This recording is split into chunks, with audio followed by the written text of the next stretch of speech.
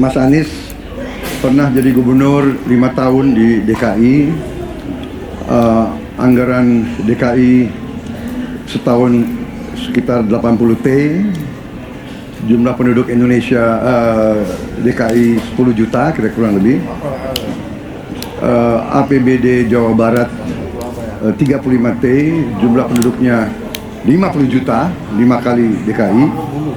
Tetapi selama Mas Anies mimpin, sering sekali DKI menerima indeks polusi tertinggi di dunia. Bagaimana dengan anggaran 80 T, Pak Anies sebagai gubernur tidak dapat berbuat sesuatu yang berarti untuk mengurangi polusi? Terima kasih. Waktunya masih ada, Bapak? Sudah cukup? Baik, kita akan lanjutkan pada calon presiden nomor urut 1. Kami beri kesempatan untuk menjawab pertanyaan selama 2 menit, dimulai dari sekarang. Pak Prabowo, terima kasih atas pertanyaan yang bagus, tetapi kurang akurat. Saya akan jelaskan, Pak. Ketika satu daerah mengatakan di tempat kami tidak ada COVID, di tempat kami COVID banyak, lalu yang tidak ada COVID kami tanya, kenapa tidak ada COVID? Nah, kami nggak punya alat testing, Pak. Karena tidak punya alat testing, maka tidak ada COVID. Yang punya alat testing, maka ada COVID. Okay? Boleh saya selesaikan dulu? Ya. Jadi, apa yang terjadi? Di Jakarta kami memasang alat pemantau polusi udara. Bila masalah polusi udara itu bersumber dari dalam kota Jakarta, maka hari ini, besok, minggu depan konsisten selalu akan kotor. Tapi apa yang terjadi? Ada hari di mana kita bersih, ada hari di mana kita kotor. Ada masa minggu pagi Jagakarsa sangat kotor. Apa yang terjadi? Polusi udara tak punya KTP. Angin tak ada KTP-nya.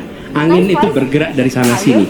Ketika polutan yang muncul dari pembangkit listrik tenaga uap mengalir ke Jakarta, maka Jakarta punya indikator, karena itu Jakarta mengatakan ada polusi udara. Ketika anginnya bergerak ke arah Lampung, ke arah Sumatera, ke arah Laut Jawa, di sana tidak ada alat monitor, maka tidak muncul.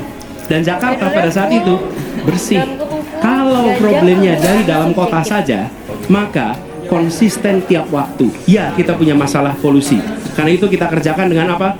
Kita lakukan, Pak. 1, dengan pengendalian emisi dari kendaraan bermotor dan pengujian emisi sekarang wajib. Yang kedua, elektrifikasi kendaraan umum. Yang ketiga, konversi kendaraan umum. Dan dulu yang naik kendaraan umum hanya 350.000 per hari, sekarang 1 juta per hari. Jadi itu kita kerjakan untuk menangani soal polusi di Jakarta. Masih ada waktu, Bapak? Cukup? Ya. Kami persilakan kepada calon presiden nomor urut 2 untuk kemudian menanggapi jawaban dari calon presiden nomor urut 1. Waktu Bapak 1 menit dimulai dari sekarang. Ya, susah kalau kita menyalahkan angin dari mana-mana, ya. Jadi saya bertanya,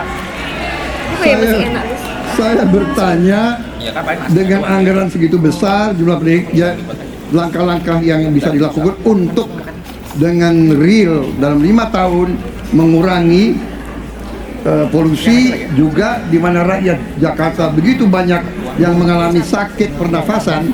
Jadi saya kira kalau kita dengan gampang menyalahkan angin, hujan dan sebagainya, ya mungkin tidak perlu ada pemerintahan kalau begitu, ya. Terima kasih. Masih ada waktu? Akan menambahkan? Cukup. Baik, selanjutnya kami berikan kesempatan kepada calon presiden nomor urut 1 untuk menanggapi tanggapan dari calon presiden nomor urut 2. Waktunya 1 menit, dimulai dari sekarang. Ya, inilah bedanya yang berbicara pakai data, yang berbicara pakai fiksi. Oke? Dia pakai data. Jadi ketika ditunjukkan, ya memang ada sumber polutan dari dalam kota. Tapi kalau sumber polutan itu hanya dari dalam kota, maka Pak pakai logika sederhana sekali. Jumlah motor dari hari ke hari sama, jumlah mobil dari hari ke hari sama. Maka harusnya angka polusinya sama setiap waktu, betul tidak? Tapi jumlah motor sama, jumlah mobil sama, ada kita sangat polusi. Ada sisi sangat tidak polusi. Nanti kalau perlu saya kirimkan gambar satelitnya kepada Bapak, supaya Bapak bisa menyaksikan. Dan inilah mengapa kita mengambil langkah itu pakai ilmu pengetahuan, pakai data, dan menggunakan saintis untuk terlibat. Kalau tidak pakai itu, maka nggak akan ada langkah yang benar.